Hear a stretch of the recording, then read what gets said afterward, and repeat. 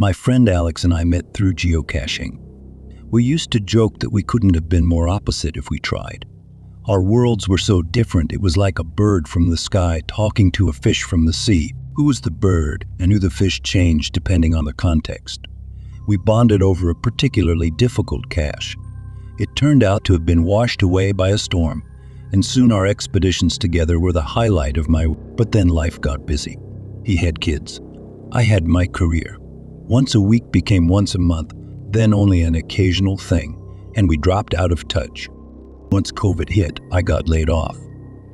I messaged Alex to see if he'd be up for geocaching since it's one of the activities you can do outdoors during the pandemic. He went geocaching a couple of times with me, wearing his little daughter Lily on his back. Adorable, but it did limit how long he and I could be out hiking. And then life got busy again. Recently, I hit another hard point in my life. I came out to my girlfriend's family, thinking they'd be accepting, only to be bombarded with snide remarks about my pronouns. Not to mention the constant misgendering. My girlfriend kept telling me to stop acting like it's such a big deal. I felt utterly alone. I went back to my old escape, pulled up the app, started walking, looking for catches, letting my mind drift and my legs carry me.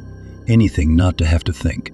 I went more and more remote after I found all the geocaches in my area. I even messaged Alex, though he didn't respond. Bitterly, I thought perhaps he wouldn't accept me now, which was unfair of me. He was deeply religious and a conspiracy theorist, and I'm a pink-haired punk atheist, but we talked deeply and always found common ground. Anytime I jumped to assumptions about him, he'd prove me wrong. He said the same about me. I tried making new friends in the geocaching community. I went with a group once and another time with some gal named Debbie and her daughter, but I just didn't feel that connection. Maybe it's the place I am in life. There was one name that kept showing up on the logs. Alex's. At first I was excited. My old friend back in the game. But when I messaged him, his reply disappointed. Alex, sorry Blake, can't. Life, you know. And then a few minutes late. And he's 6. He sent me a link to a specific cache. It was marked with the highest difficulty. I went out there but couldn't find it. This seemed another washed away in a storm scenario, and I told him so in messages. He told me to keep looking. I finally asked if he could give me a hint, anything, but all he said was to keep on. And after an hour, frustrated, I called it quits. After that, I tried reaching out again to ask him to come geocaching with me, but he had the same excuse. Life, you know. But I kept seeing his name on the logbooks. I became obsessed. Told myself I would get to a cache before him. He'd been to every single one that I found, even as I was going to more remote locations from our usual stomping grounds. How are you doing this? Have you hit every single cache? Axe, keep looking. Are there any you haven't found? Axe, keep looking. Axe, keep on, friend. How about I come with you on the next one you do? It's been too long. Honestly, I could use your advice. And sorry, Blake, Kent. Life, you know. Me kids keeping you busy. How is Lily doing? Rick's walking now. Daddy's so proud. I stared at the text, puzzled. Feeling a slight chill. She learned to walk during the pandemic in 2020. 4 years ago. All right, for real? What's going on, man? Alex, keep looking. So I went out, opened the app and searched for some caches I hadn't been to yet. Once further out, found one on a hike deep into the woods. So remote it wasn't the sort Alex would usually go for now that he had kids. Still, my old friend had already marked it. This time though, I took notice of the date. 5/2/28/2. I went for another one nearby, this one an easy find in a picnic area. It was the same. Alex had marked it for exactly the same date. The next one too. In fact, all the caches I found, even the ones I'd found back in our city where we lived, all had the same date. I know because I went and double-checked. All the 20th of May of this year, the same day he'd started messaging me after ghosting me for weeks. But he couldn't have found them all in a single day. Impossible, no matter how much he trekked around. That was just too many to mark. I was deeply chilled now, terrified. And then my phone pinged with another message. It was, Axie, keep looking. What else could I do? In some ways, it was like old times, a treasure hunt. There was something I had to find, a cache. The only cache he hadn't found first. There had to be one, and then I remembered the impossible cache. Local man's duration, the one he'd sent me the link to that I hadn't been able to find. I went back there. Is this the one? Anarchis, you keep looking. Again, I hunted up and down. The sun was sinking lower in the sky. I couldn't find anything out here in these woods. It should have been right here by the trail, shouldn't it? I threw my hands up in surrender and, since the sun was looking beautiful over the rocky bluffs, I went ahead and started climbing the rocks upwards, thinking to clear my head a bit.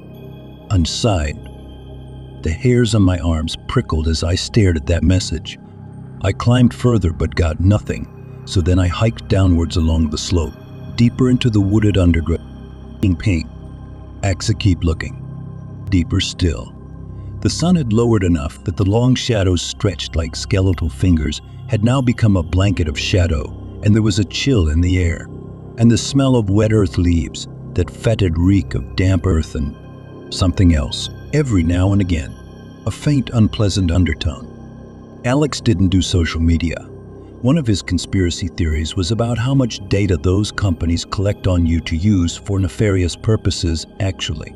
That's less conspiracy theory than truth, I suppose, but one I ignored, whereas he angrily sought to thwart their efforts to spy on him. But he had family members on Facebook or Snapchat or Instagram, surely.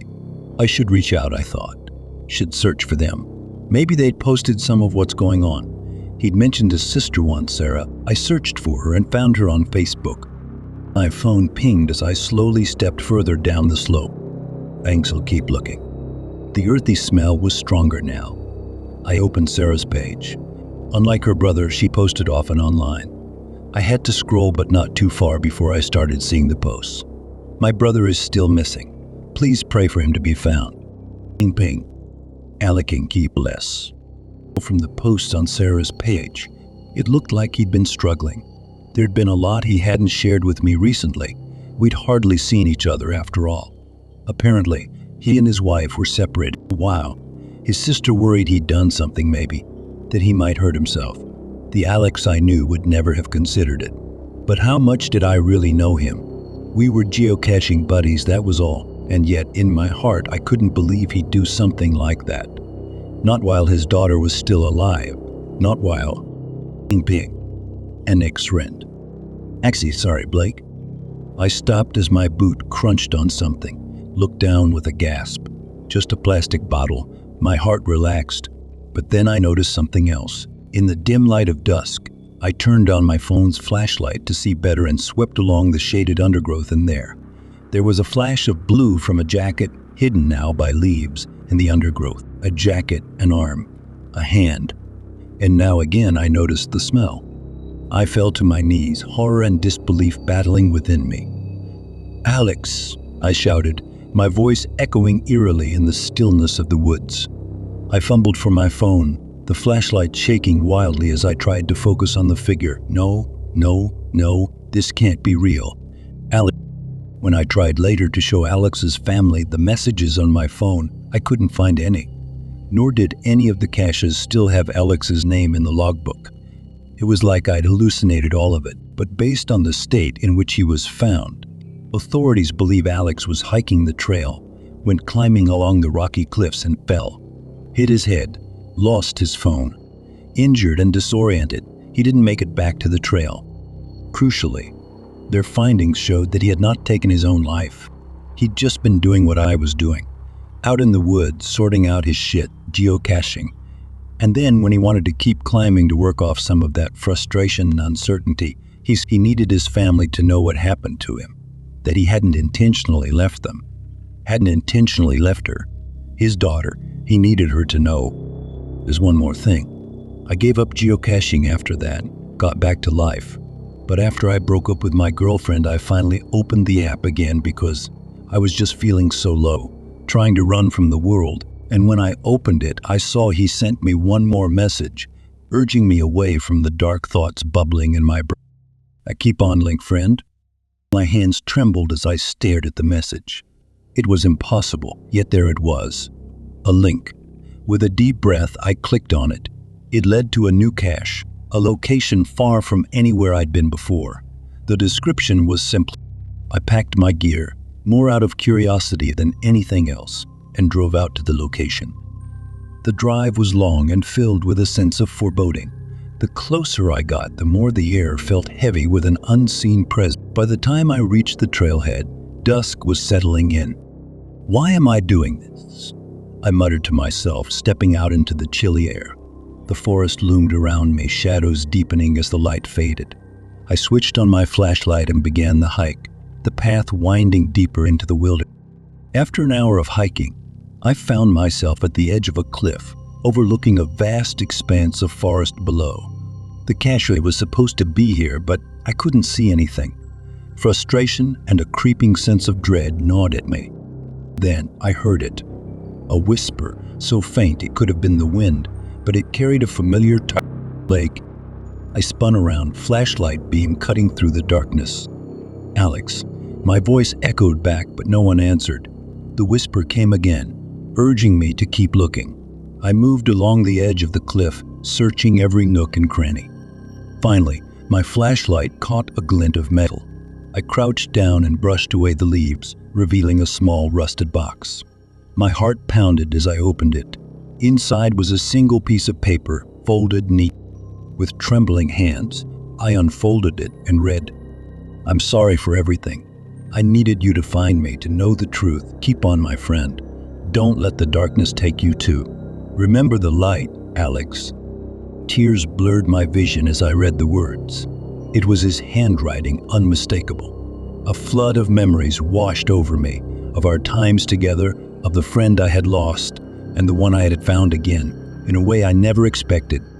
I sat there for a long time, staring out over the forest, the first light of dawn breaking over the horizon. For the first time in months, I felt a sense of peace. Alex had found a way to reach out, to guide me back from the edge, and in doing so, he had given me a final gift, the strength to keep going. As I hiked back to my car, I felt lighter, the weight of the past lifting with each step. I knew there would be dark days ahead, but I also knew I wasn't alone. Alex's message would stay with me, a beacon in the darkest times, and maybe, just maybe, I would find my way back to the light.